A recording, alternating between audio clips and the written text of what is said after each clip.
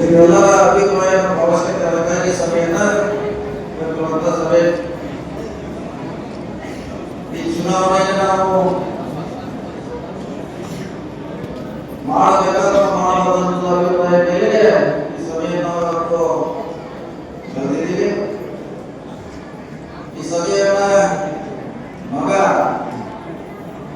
ರಮೇಶ್ ಕತ್ತಿ ತಮ್ಮ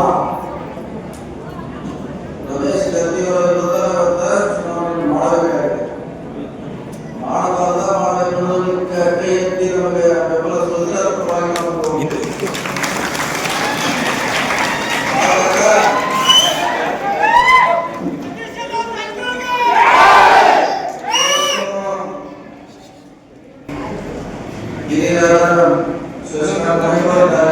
ಮಾಜಿ ಸಚಿವರು,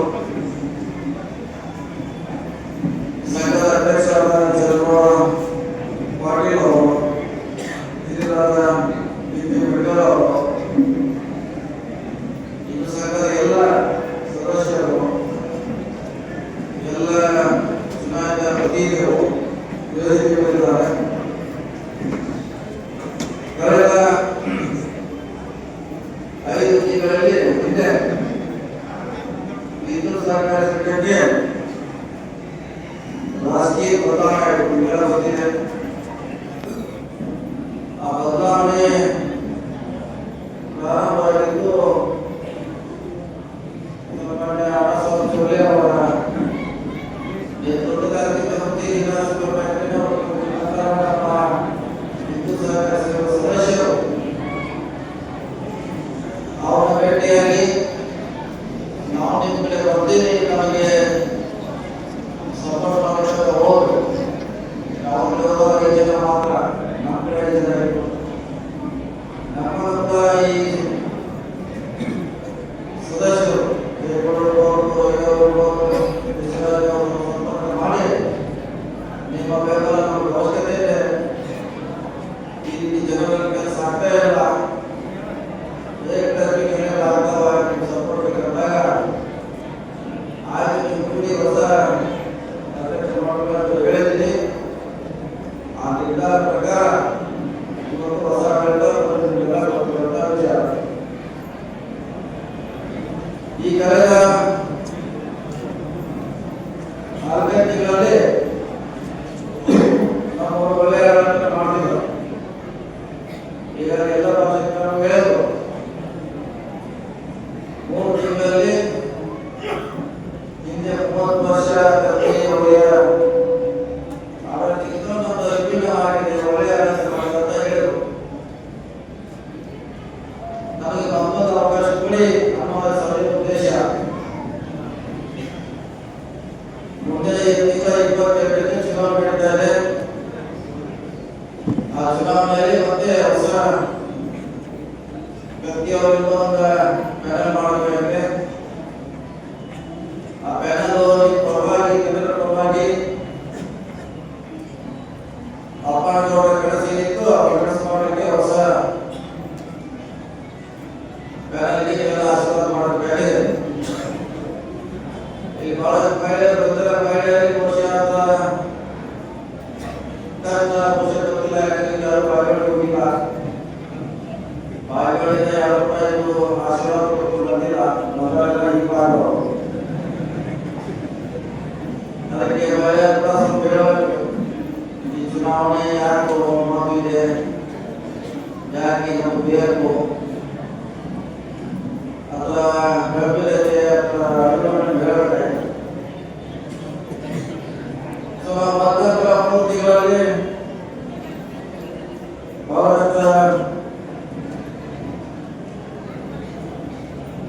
ವಿಷಯಗಳು ಹೋಗಿದೆ. ಹೊರಗಿನ ಬರ್ತಾರೆ, ನಮ್ಮ ಒಳಗಿನ ಅವಕಾಶ ಹೊಸ ಸ್ಲೋಗನ್ ಪ್ರಾರಂಭ ಆಗಿದೆ.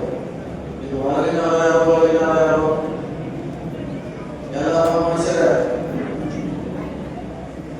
ಈ ಹೊರಗಿನವರು ಒಳಗಿನವರು ಯಾರು ಉತ್ತಮ ಆಡಳಿತ ಅವಶ್ಯಕತೆ ಇದೆ, ಹೊರಗಿನವರು ಒಳಗಿನ ಪ್ರಶ್ನೆ ಇದೆ.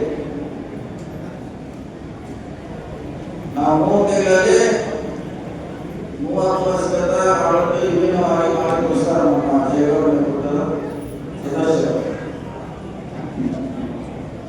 ವಿದ್ಯುನ್ಮಾನ ಸ್ಥಿತಿಯ ಅವಶ್ಯಕತೆ ಸಾಧ್ಯ ಇಲ್ಲ. ಯಾಕಂದ್ರೆ 30 ವರ್ಷ ಆಡಳಿತ ಮಾಡಿದ್ರು.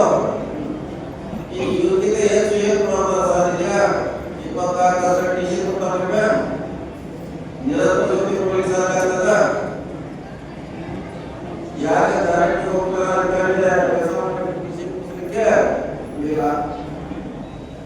ಯಾವುದು 30 ವರ್ಷದಲ್ಲಿ ಒಂದು ಟಿಸಿ ಹಾಕಲಿಕ್ಕಾಗಿಲ್ಲ. ವಿದ್ಯಾರ್ಥಿ ಹಾಕಿದ್ರೆ ಟಿಸಿ ಹಾಕಲಿಕ್ಕಾಗಿಲ್ಲ.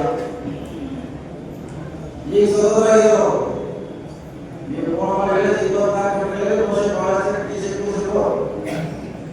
ನಿರಂತರ ಜ್ಯೋತಿ ಜಿಗ್ಗೆಲ್ಲ ಮಾಡಿದ್ದಾರೆ. ನಿಮ್ಮ ಮಕ್ಕಳೀಗ ರಾತ್ರಿ ಓದಲಿಕ್ಕೆ ಕರೆಂಟನ್ನು ಒದಗಿಸ್ತಾರೆ. ಈಗೀಗ ಚುನಾವಣೆ ಕೊಡಲಿಕ್ಕೆ ಸಾಧ್ಯ ಆಗುದಿಲ್ಲ. ಅವರು ಚುನಾವಣೆ ಕೊಡ್ತಾರೆ. ಭಾಷಣ ಮಾಡಲಿಕ್ಕೆ ಅವರು ಬರ್ತಾರೆ. ಇನ್ನೇನು ಹೇಳ್ತಾರೆ ಗೊತ್ತಿಲ್ಲ. 30 ವರ್ಷ ಆಡಳಿತ ಮಾಡಿದವರು. ಸೊ ಒಳಗಿನವರು ನಮ್ಮವರೇ ನಮ್ಮವರೇ ಇಲ್ಲ ಪ್ರಶ್ನೆ ಬರೋಲ್ಲ. ಯಾರು ಒಳ್ಳೆಯ ಆಡಳಿತ ಮಾಡ್ತಾರೆ ಅವ್ರಿಗೆ ನೀವು ಕೈ ಹಿಡಿಯಬೇಕು, ಹೊಸ ಮಾಡಬೇಕು, ಸರಿಯಾಗಿರಂತ ಉದ್ದೇಶ ಇದೆ. ಸೊ ಈಗಾಗಲೇ ಇದೇ ತಾಲೂಕಿನಲ್ಲಿ ನಾವು 17 ವರ್ಷ ಆಡಳಿತ ಮಾಡಿದ್ವಿ. ಇದೇ ತಾಲೂಕಿನಲ್ಲಿ 17 ವರ್ಷ ಆಡಳಿತ ಮಾಡಿದ್ವಿ. ನಮ್ಮ ಪಂಚಾಯತ್ ಯಾವ ನಡೀತಾರೋ, ನಿಮ್ಮ ಪಂಚಾಯತ್ ಯಾವ ನಡೀತಾರೋ ನಿಮ್ಗೆ ಗೊತ್ತಿದೆ.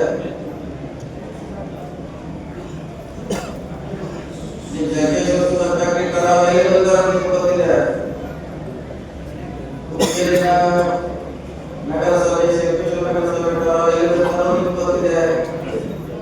ನಮ್ಮ ಪಂಚಾಯತ್ ಯಾವ ಇಲ್ಲಿ